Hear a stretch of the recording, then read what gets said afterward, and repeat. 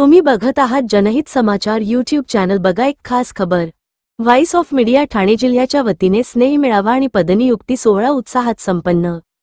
भिवंडीमध्ये voice of media Thane जिल्ह्याच्या वतीने आयोजित स्नेह मेळावा आणि पदनियुक्ती सोहळा तारीख 14 शुक्रवार सकाळी 11 वाजता सनौबर हॉल दुसरा मजला बागे फिरदोस मस्जिद जवळ एसटी स्टँड जवळ भिवंडी येथे मोठ्या उत्साहात पार पडला।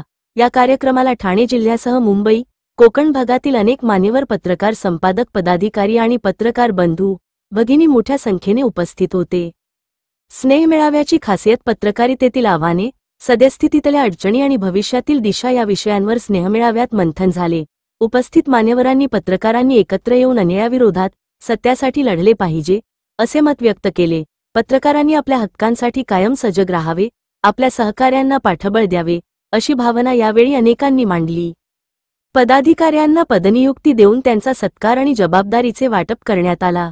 कार्यक्रमाच्या अध्यक्षस्थानी मुंबई व कोकण अध्यक्ष श्री अरुण ठोंबरे होते, तर प्रमुख पाहुणे म्हणून ठाणे जिल्हा अध्यक्ष मंगल डोंगरे, ठाणे जिल्हा महिला विंग अध्यक्षा सौभाग्यवती सारिका शिंदे, कोकण विभाग सरचिटणीस श्री रंगनाथ तांगडी, ठाणे जिल्हा सरचिटणीस श्री शरद गुडे, कार्याध्यक्ष फारुक मेमन आणि साप्ताहिक विंगचे अध्यक्ष संतोष चव्हाण, भिवंडी तालुका अध्यक्ष अशोक पाटोळे, कार्याध्यक्ष महेंद्र सोनावणे आणि उपाध्यक्ष बाबूराव रामन्नाकरी आदी मान्यवरासह शेकडो पत्रकार उपस्थित होते। नवनियुक्त पदाधिकाऱ्यांना सन्मानचिन्ह, पुष्पगुच्छ देऊन सन्मानित करण्यात आले।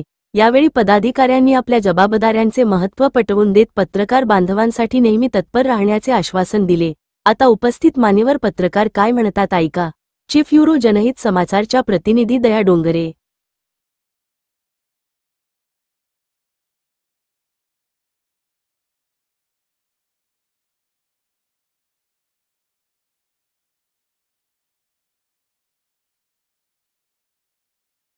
आंबेडकर आपण असं त्यांना ओळखत असाल, पण त्यांचं नाव जे आहे भीमाई पंडित आहे। आज आपले ती भारताची जगतमाता आहे, जननी आहे। प्रत्येकासाठी त्या शूरपुत्राला जन्माला घातलं असे बाबासाहेब आंबेडकर आपले आज तळागाळातल्या आपल्या कुठल्याही जाती धर्माच्या माणसाला त्यांनी न्याय मिळवून दिलेला आहे। आणि अशा त्या वीरपुत्राला जन्माला घातलेल्या त्या आपली भीमाई, तिला मी मानवंदना देतो आणि इथेच थांबतो। जय भीम, जय महाराष्ट्र, जय भारत। ठाणे जिल्ह्यातील सर्वच विंगचे सन्माननीय अध्यक्ष, त्याचबरोबर त्यांचे सर्व सहकारी पदाधिकारी आणि इथं उपस्थित असलेले माझे पत्रकार बंधू आणि भगिनींनो, आज या ठिकाणी मला खूप आनंद वाटतोय की व्हॉइस ऑफ मीडिया ठाणे जिल्ह्याच्या वतीने या ठिकाणी स्नेह मेळावा होतोय। आपला एकमेकावरती स्नेह नक्कीच आहे, परंतु हा स्नेह अधिक वृद्धिंगत व्हावा असं व्हॉइस ऑफ मीडियाचा उद्देश असल्यामुळे त्यांनी आज भिवंडीसारख्या ठिकाणी या मेळाव्याचं आयोजन केलं।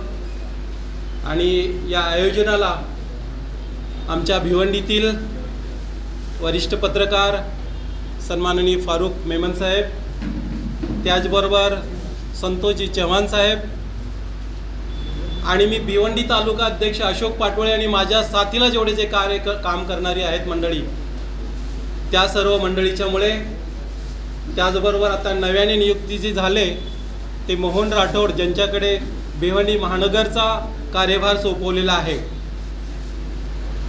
त्यांच्या सर्वांच्या मेहनतीमुळे आज या ठिकाणी हा कार्यक्रम भलेच आहे। या कार्यक्रमाला अधिक संख्या नसेल, पण जे आलेले आहेत ते खूप महत्त्वाचे प्रतिनिधी आहेत। बंधूंनो, पत्रकारावरती होत असलेले अन्याय आणि अत्याचार यासाठी व्हॉइस ऑफ मीडिया मागील 4 ते 5 वर्षापासून चांगलं काम करते आहे। व्हॉइस ऑफ मीडियाचे जे काही पंचसूत्री आहे, या पंचसूत्रीच्या आधारे व्हॉइस ऑफ मीडिया काम करते आहे, हे आपण सर्वांनी ऐकलेलं आहेच। आणि व्हॉइस ऑफ मीडियामध्ये जे लोक चांगली काम करतात त्यांच्या कामाला ते नक्कीच प्रेरणा देत आहेत।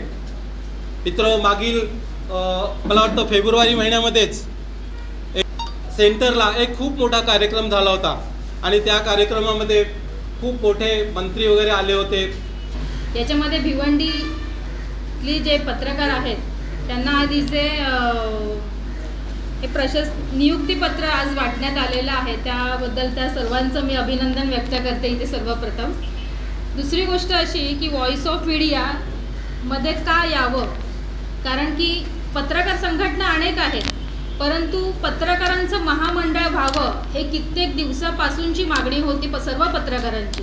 परंतु हे फक्त करून दाखवलेलं आहे ते फक्त व्हॉइस ऑफ मीडिया या संघटनेने.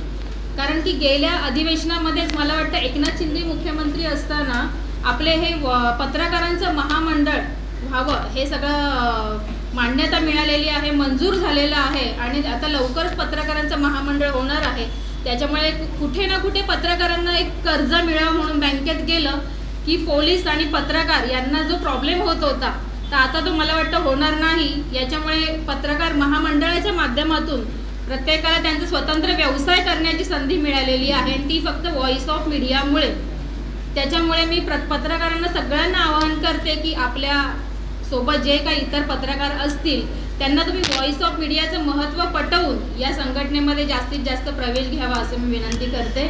इथे मला बोलवलं आणि सर्वात प्रथम संतोषजी चव्हाण यांनी खूप छान प्रकारे हा कार्यक्रम ऑर्गनाईज केलेला आहे, त्यांचंही मी अभिनंदन व्यक्त करते आणि सगळ्यांना शुभेच्छा पुढील वाटचालीस. थँक्यू. समाज आपल्याकडे कुठल्या भावनेने पाहतो ते या सगळ्या भूमिका आपण जेव्हा समाजामध्ये पाहतो ऐकतो तेव्हा आपलं काम आपण जर प्रामाणिक करत राहिलो तर मला वाटतंय त्या कामाला न्याय मिळत राहील, ही संघटना अधिकाधिक वाढेल. या ठिकाणी आमच्या संघटनेचं ब्रीद आहे की लढा पत्रकारिता आणि पत्रकारासाठीचा असेल तर पत्रकारांनी बाबासाहेबांनी म्हटल्याप्रमाणे शिका, संघटित व्हा आणि संघर्ष करा. आम्ही शिकलोय, आम्ही आता कुठेतरी संघटित होतोय, मात्र संघर्षाची वेळ आल्यानंतर मागे सरू नका. आपला ब्रीद वाक्यच असं आहे की लढा पत्रकारिता आणि पत्रकारांसाठीचा. त्यामुळे आता जे आपण पदनियुक्ती केलेली आहे ती नुसते पदं नाही आहे, ती एक जबाबदारी आहे. त्या प्रत्येकाने आपापली जबाबदारी ओळखून प्रत्येकाने आपल्या या व्हॉइस ऑफ मीडियाच्या एक आत्मिकता जाणून प्रत्येकाने काम केलं पाहिजे. आणि आपण जेव्हा जेव्हा वरतून आदेश येतात की पदाचा कधी कधी गैरवापर होतो किंवा काय होतो तर त्याचे तुम्ही तेवढे सांभाळा. कारण काही लोक पदं घेतात आणि पदाचा गैरवापर करतात आणि त्यामुळे संघटनेचं नाव खराब होतं. ते असं काही होऊ नये यासाठी कुठलंही काम करताना आपल्या वरिष्ठांना विचारात घ्या. जनहित समाचार न्यूज सत्याच्या समर्थक आहे. जनतेच्या समस्या शासन आणि प्रशासनापर्यंत पोहोचवण्यासाठी जनहित समाचार YouTube चॅनलला सबस्क्राईब करा आणि बेल बटन दाबा. तुम्हाला व्हिडिओ आवडल्यास कृपया तुमच्या मित्राबरोबर शेअर करा आणि कमेंट करा. तुम्ही आमच्या चॅनल बघितल्याबद्दल धन्यवाद. जय हिंद, जय महाराष्ट्र.